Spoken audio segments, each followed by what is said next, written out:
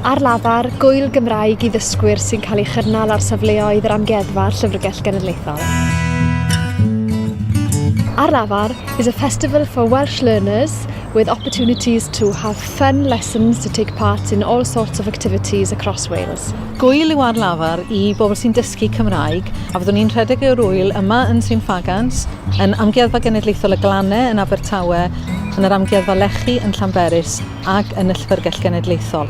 Mae hwn yn ymgyrch cyffrous iawn i fi yn personol ac y Llyfrgell Genedlaethol. Ar lafar is an opportunity for people to use their Welsh, to practice, to speak Welsh. Dyma gyfle gwych i chi fwynhau siarad Cymraeg yng nghwmni dysgwyr eraill, yng nghwmni siaradwyr eraill, ac i ddysgu mwy am hanes Cymru ac am y cyfoeth sydd yn yr amgueddfa ac yn y Llyfrgell Genedlaethol. I'm a learner myself and I know how important it is to have opportunities to practice your Welsh. So please, get going. Mae ar lafar yn gyfle i bobl gael hwyl i ddysgu Cymraeg, cael hwyl i siarad Cymraeg a defnyddio'r iaith. I can assure you, you will have a really warm welcome. Gallwch chi fynd i'n gwefan dysgucymraeg.cymru neu fynd i safleoedd gwyr amgueddfa ar Llyfrgell Genedlaethol.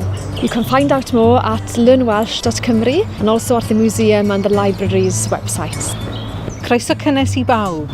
Croeso cynnes i bawb. Croeso cynnes i bawb.